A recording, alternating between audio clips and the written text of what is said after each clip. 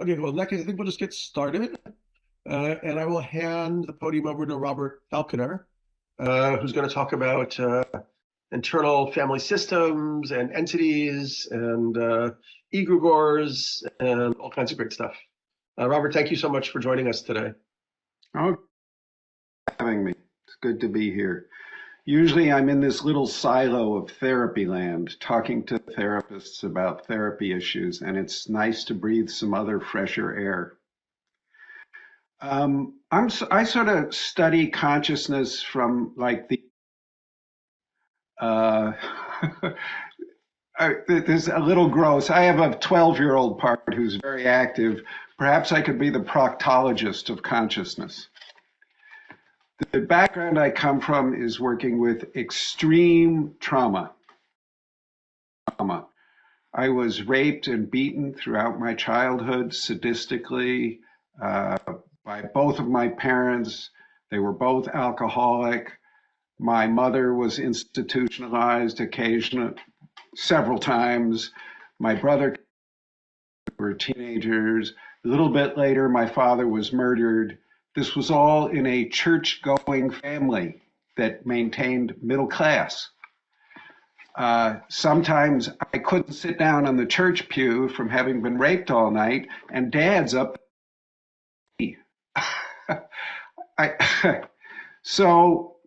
And most of my career, I've worked with men like me. There's a joke. It's not very funny in therapy land. Women go to therapy, men die or go to prison. That's largely true. So why am I not dead, like my brother, or in prison or living out of a dumpster? I feel now in my mid-70s, I'm basically a man of joy. Very books. I work with a lot of people. I teach about how to do this. I love my life. But that wasn't the case for a long time. I was right on the verge of suicide. So what can kind of experience and working with hundreds of people with this kind of experience teach us about the nature and future of consciousness? First, consciousness is multiple. We are not a thing. We're much more like a soccer team than we are like a tennis player in how we're organized, how our consciousness is organized. To use more formal language, our consciousness is encapsulated subroutines that are sparsely interconnected. And I believe there are arguments from nonlinear dynamics that can show this mathematically. This is incredibly significant. If you take or the implications of this, it changes everything in therapy. It revolutionizes the field. And Dick Schwartz and IFS have done a wonderful, wonderful job of exploring the implications of this very basic idea. Something we want to get beyond or fix or heal. This is good. It's a wonderful structure. We don't want to put all those parts into a blender and create a mush. That would create an idiot. A band needs all the different. Dick refers to this as the myth of the monomind. This is something that has to go. I think in the near-term future of consciousness, the removal or end of the monomind is one of the great big themes that has to happen. And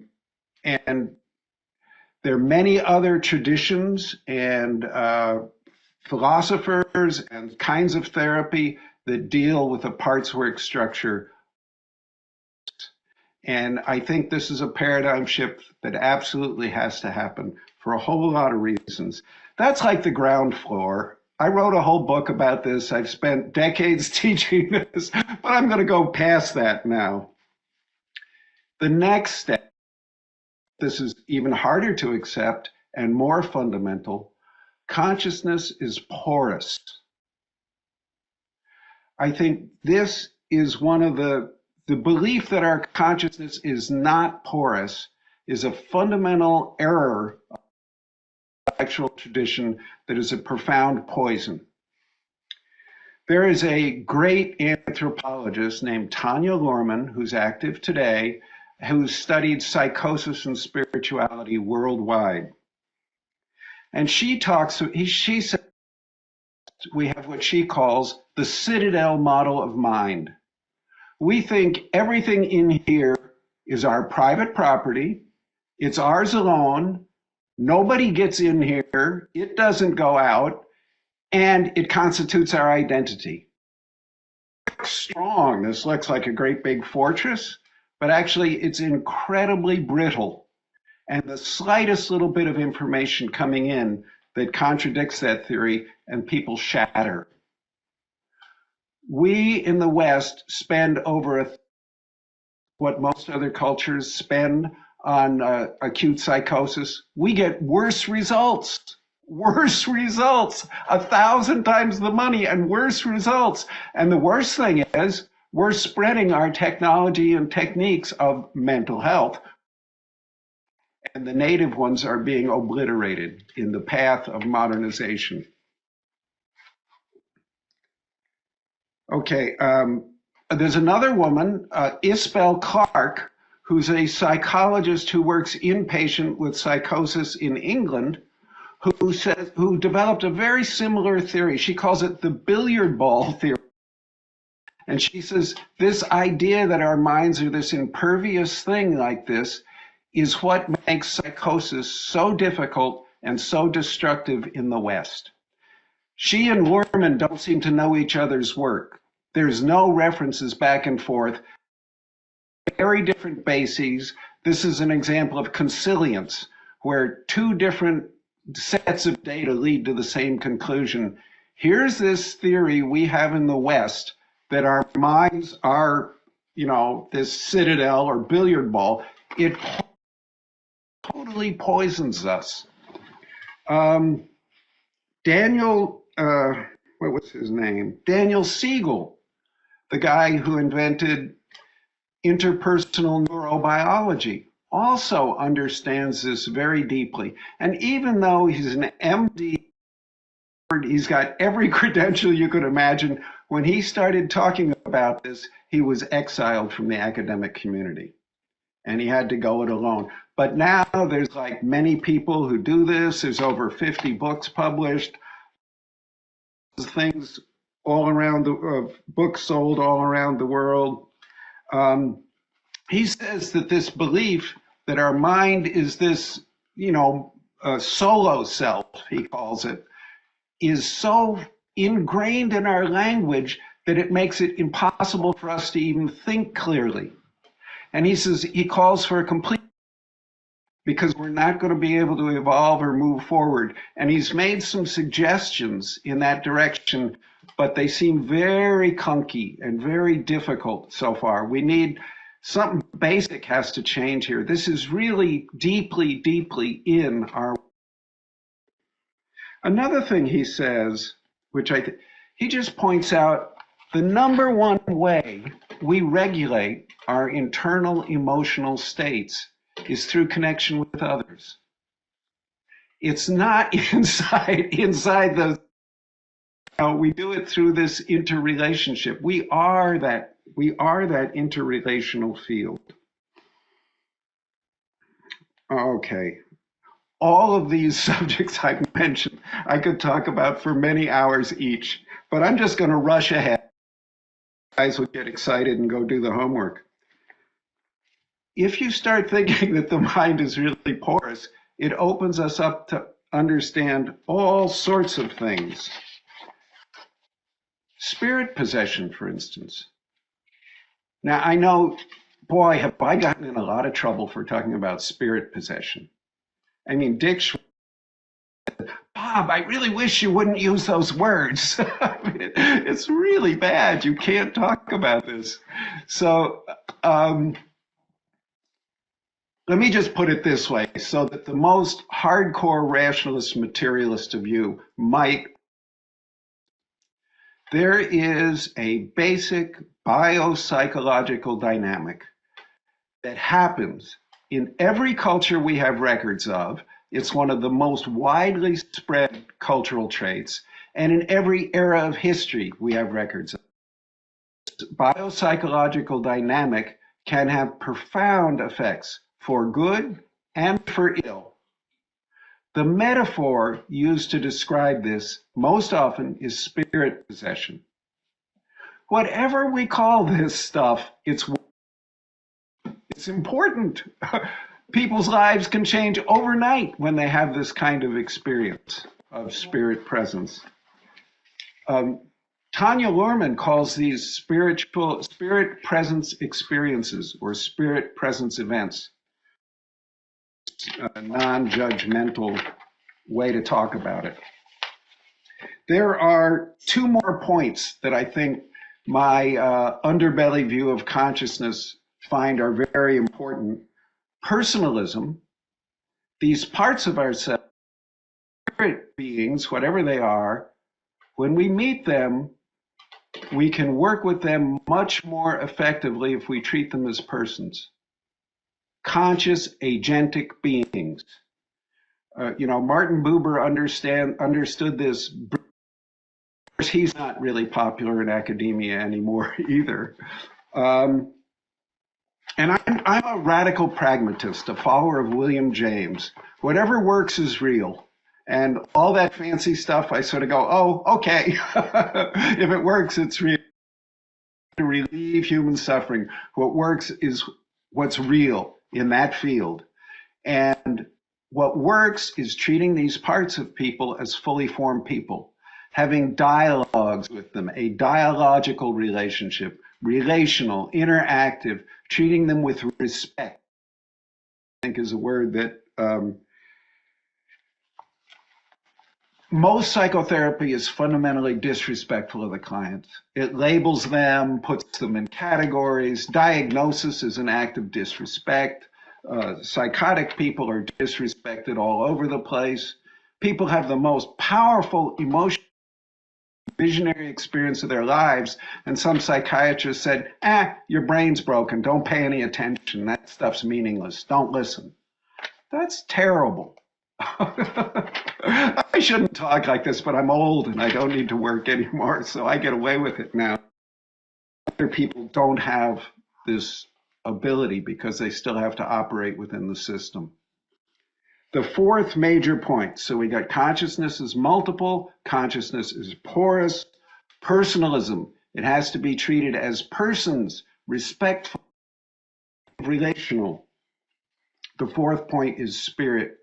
We need, for healing from the kind of trauma I went through or the kind of trauma I've worked with all my life, you have to have some kind of connection to something much bigger than you.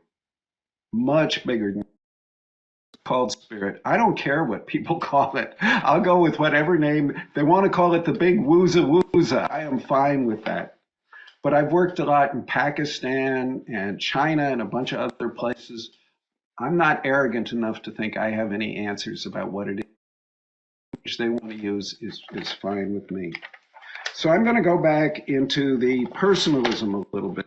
I'm going to go to the porosity, because I think this is super important. And this is a hard change, and it's one that could really make a huge, huge difference. This is Clark, patient psychologist in England. Once we accept that we are porous and that this has dangers as well as potential, we can begin to deal with it. Until we do that, we're not even at the starting line. Porosity is good and bad. It leaves people wide open to schizophrenia, but also all the most creative people, the visionaries, the people who have extrasensory perception, the people with profound religious experiences, the visionaries who give us the images that can draw us forth into the future. These are all highly porous minds. There are actually at least half a dozen ways to measure porosity of mind. There's the scale, the psychoticism scale, the schizotype scale developed by Gordon Claridge in England. Now, this one's especially important, I think. Not much time here. I'm rushing. The schizotype scale because he started to develop this as purely a measure of pathology. You know, who's going to go psychotic and how psychotic are they? But as he worked with it for a decade or more, he realized that the people high on his schizotype scale were vastly more creative. Wonderful things. Now, what I've come to, there's some other scales. The sensory delight scale, I love that one.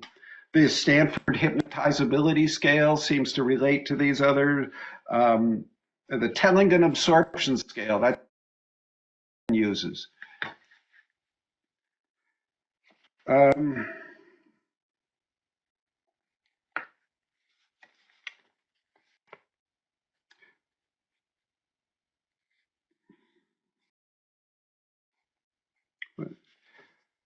Okay, so we can measure all this stuff. The higher you are, it's good and bad, dangerous and wonderful. It's a dangerous blessing.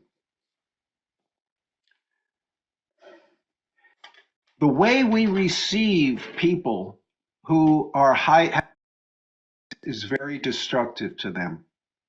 We don't supply any kind of supportive net to receive that kind of experience in our culture at all. We label it pathology. We give them drugs and electroshock. If you wanted to destroy the highly porous people, this is a system you would set up. It's incredibly poisonous. Most other cultures do a lot better. I'm going to give one quick example of this. A study treatment of acute psychosis in California and Thailand. A young man in California and a young woman in Thailand had an acute florid psychotic episode, out of contact with reality, out of their gourds, needed to be locked up, needed to be.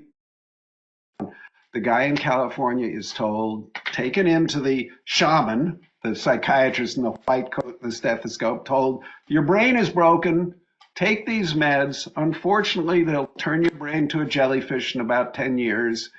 Sorry, all these experiences you had are totally meaningless. And is told, oh, I'm so sorry. You've been put on the front lines of the cosmic battle between good and evil. You will have a very, very difficult life. But if you fight well, you can help many others, and you can do great good in society. Both of these people had repeated psychotic episodes later. Both needed to be medicated and re-hospitalized. But one had a life and the other felt like a piece of garbage. What are we doing?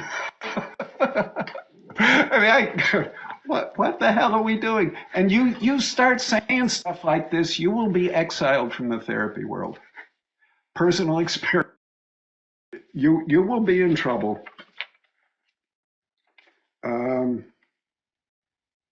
Gregory Bateson, you know, the great cyberneticist and anthropologist, he in one of his books, he said, mind and nature evolve together. And one without the other is ridiculous. It will never work. They are interrelated. Mind is porous. It's part of a bigger system. We have to come back to thinking about this. Owen Barfield, I'm going to have to stop really soon, but just I'll get in a couple more of these. Owen Barfield, the great Oxford philosopher, he said original participation, which is like the animism, or, you know, people believing and experiencing themselves as part of nature. And then he said, we've had this division, and now a final participation. His work is brilliant, deep, difficult. It's almost a disrespect to mention him in passing like this. Barbara Ehrenreich wrote a book called Dancing in the Streets, A History of Collective Joy. And she points out that this collective minds that happens in group ecstatic experiences was a healing experience of this porosity of mind. This collective joy ended about the time of the Reformation and Counter-Reformation.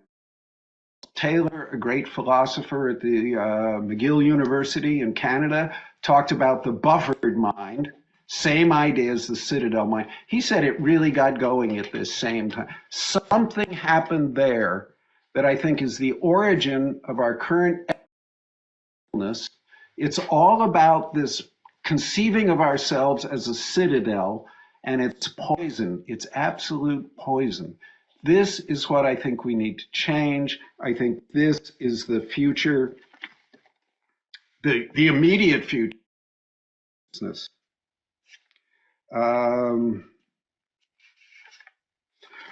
Of all the spiritual teachers, I think Thich Nhat Hanh is the clearest about this. He talks about interbeing, we inter-are, and a lot of brilliant, wonderful stuff. I'm going to just go on just a minute here. Go to spirit. I'm going to talk about connection to spirit in 2 minutes. This is outrageous. Excuse my arrogance. Tanya Luhrmann has a great art. Porosity is the heart of religion, because porosity is about how you can have direct experience of spirit. It's your openness to spirit. And there's now ways we know with the studies of interoception, they call it interoception in psychology, sense cultivation in anthropology, where they're realizing this is what shamanic training is all about, really. So there are these techniques to develop these abilities. A couple other things I'll just say. I think what spirituality is really about for me, and what sustains you through hell? What can you lean on and be with through the absolute worst goddamn hell experiences of your life? What is solid, even there? I also want to say the thing culture has exiled completely is high energy spirituality. We sort of got this idea that spirituality is sitting absolutely still and being silent and not moving. Most spirituality throughout the history of humanity has been high energy dance and meeting the spirit in those kind of states. Okay, I've tried to cram as much as I could into 30 minutes. Thank you all for listening.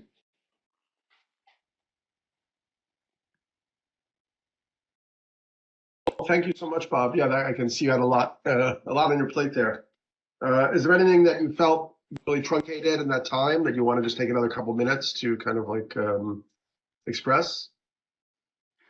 Okay, I'll go back to this spirit thing, because that's focusing now. Most of the work I've done in the past 15 years has been about meeting entities or spirit possession work, because other therapists wouldn't touch it.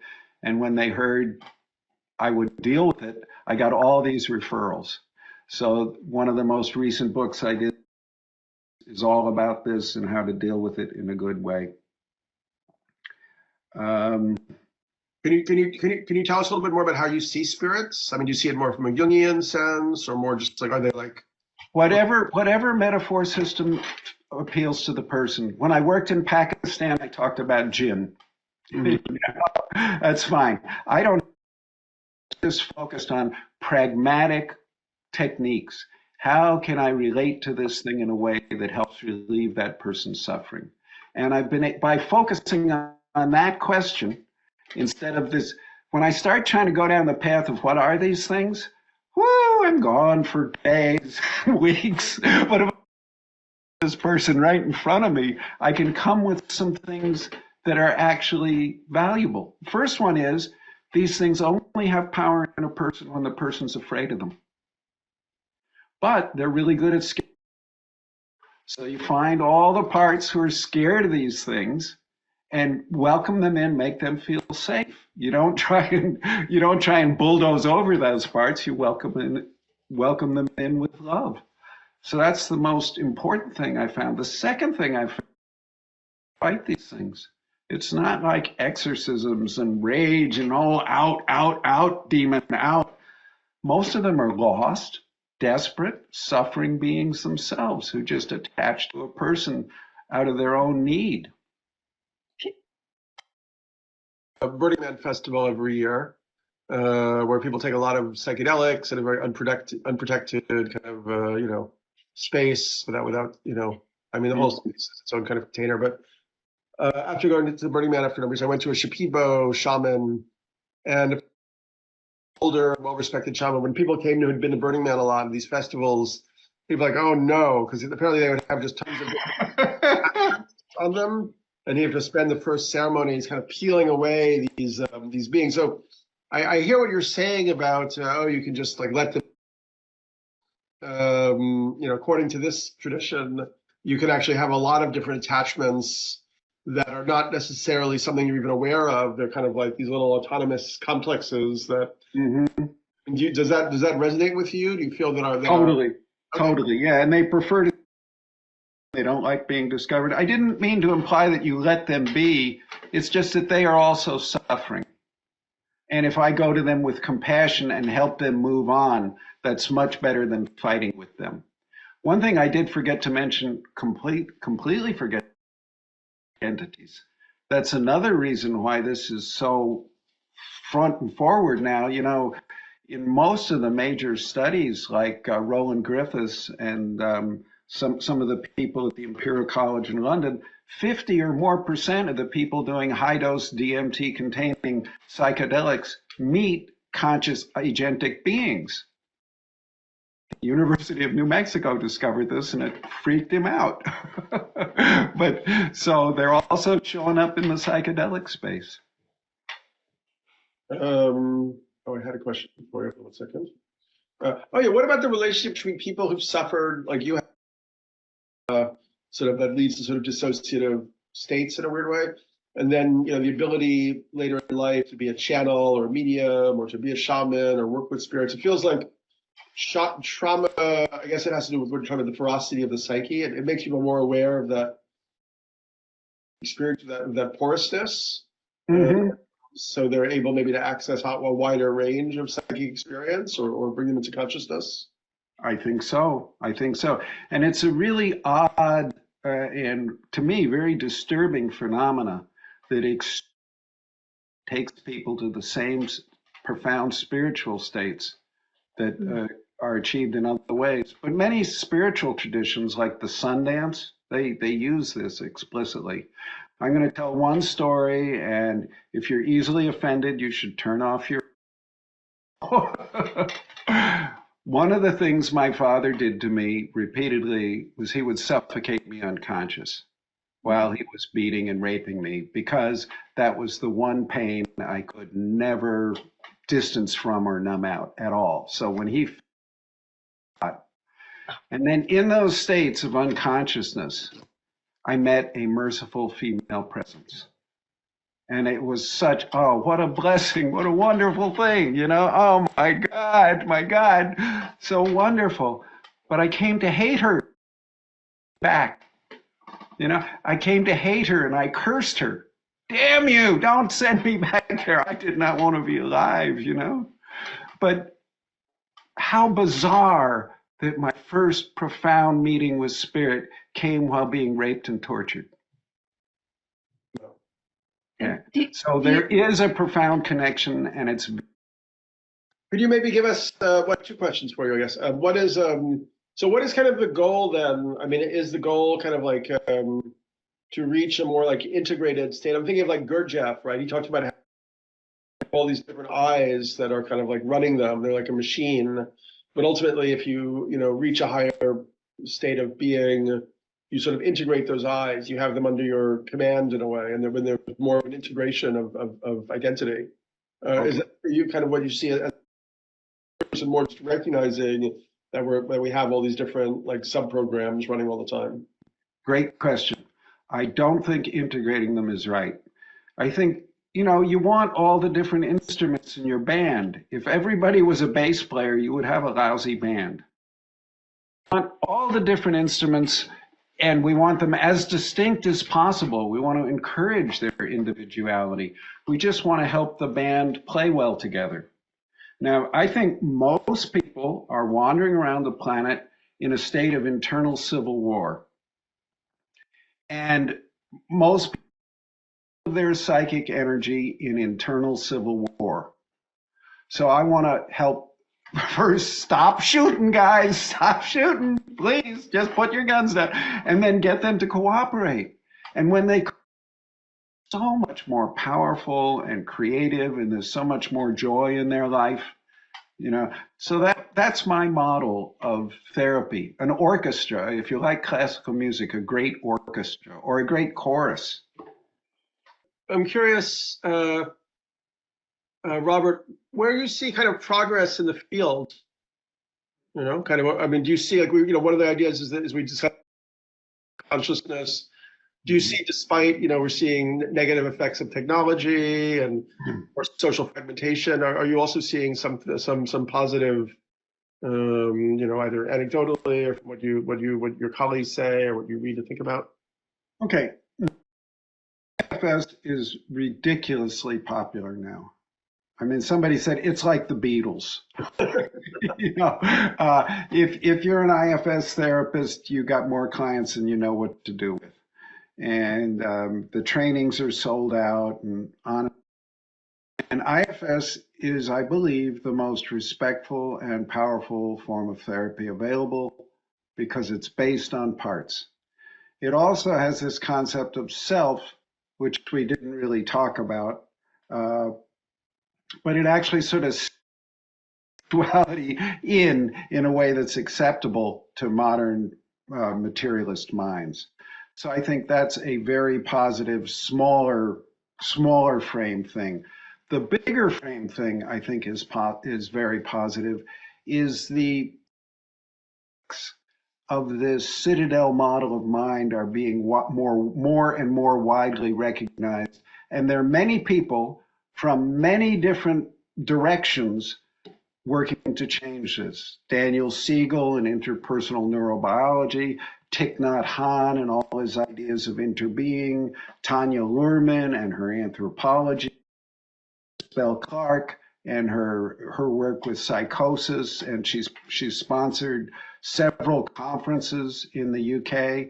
And so there are many, and Charles Taylor at McGill, a very prominent philosopher, a lot of people. And there are others, there are several others who are working in this same direction.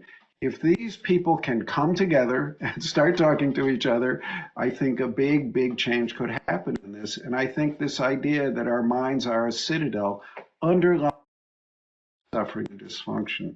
If you really knew and experienced the world as though you were part of it, you wouldn't be able to destroy the environment. Wouldn't even occur to you. Yeah. That'd be like, yeah. Anyway, so those are the two most hopeful things I see. Awesome. Been great talking with y'all. Thank you so much, Robert. Thanks for joining us. Fantastic to hear from you. And